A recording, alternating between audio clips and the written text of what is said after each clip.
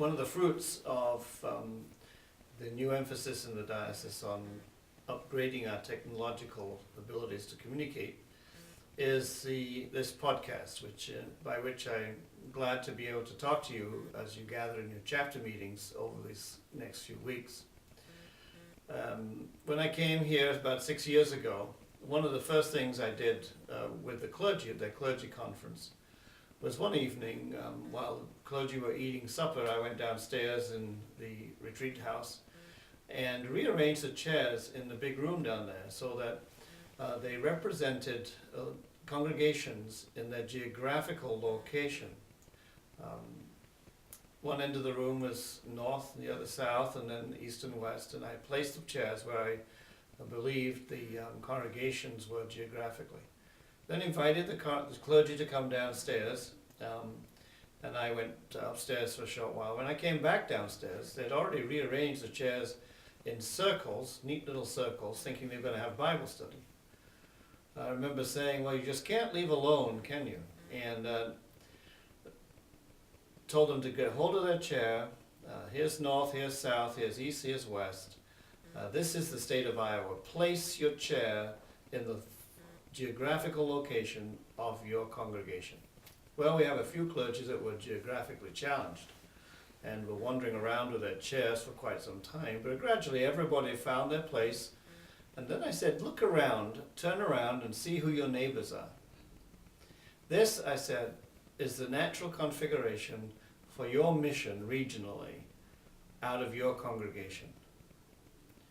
I wasn't predicting how many chapters would come from that exercise, but in the end we ended up with 12. It may be that as we move into chapters further, we might reduce that number of 12 to 10. But at the moment that's how many we have, and every chapter has a representative on the board, as you know. The idea of chapters is mission motivated. It's so that the area around you be seen as your mission field collectively as Episcopal churches.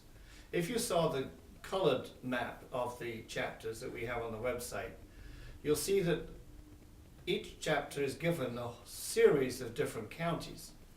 These are not necessarily just the counties in which Episcopal churches are located, but also other counties around you. And so the idea is to say, this is your mission field. These are the places that we would love you to go in the name of Jesus Christ and bring the good news of God as we Episcopalians understand it and express it and enjoy it, and to share it with others. It's part of what the chapter is about, to be able to enjoy one another in your area, but also be able to pool your resources and think and plan together at how you could reach out and be a presence for God in your region. You gather in chapters twice a year. Once in the spring, which is this meeting that you're at now, and once in the fall. The fall chapter meeting perhaps is pretty clear.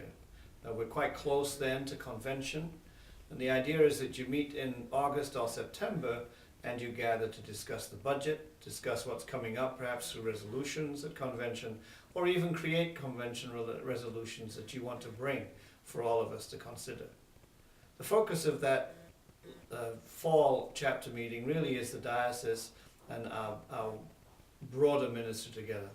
No doubt in this coming chapter in fall we'll be also talking about things that have come out of General Convention.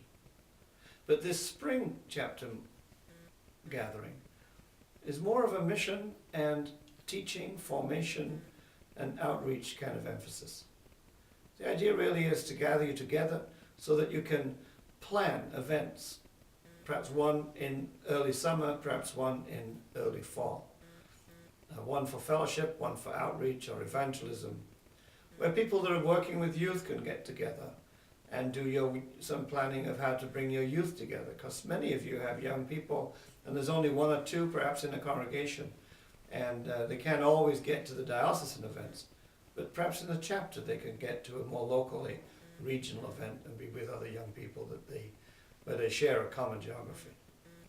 So this chapter meeting in spring that you're at now is one in which I would hope there would be some opportunity for you to gather together and do some mission planning as a regional entity.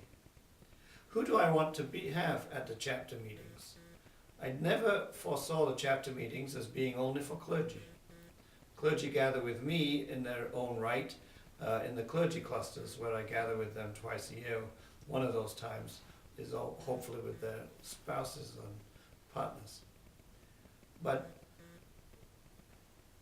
at this chapter meeting, the chapter meeting in general, the ones that meet twice a year, the goal is that you gather as representing all the ministry of all the baptized. So we have non-ordained as well as ordained, hopefully at those chapter meetings. The most obvious group that I think should be at chapter meetings are the delegates to convention. It makes sense that you who are going to be making decisions on behalf of all of us in November be giving thought and commitment and engagement to those issues of ministry in the Diocese of Iowa at your regional level through your chapter. I would like every congregation to appoint or volunteer or elect their convention delegates in the annual meeting or somewhere soon into the new year, so that those people then have a whole year in anticipation and of development of their ministry that they will then practice as they come together in convention. And the chapter is one of those places where those delegates can get together in a broader forum to talk about and to plan their life and their ministry in the diocese. So I think that's one of the group that would be a useful and a correct body of people to be represented at a chapter meeting. The second, of course, would be wardens or other kind of congregational leaders. Youth ministers, if you have people in charge of your young people or Christian education. Those would be other groups of people to have as chapter representatives. And then, of course, anybody.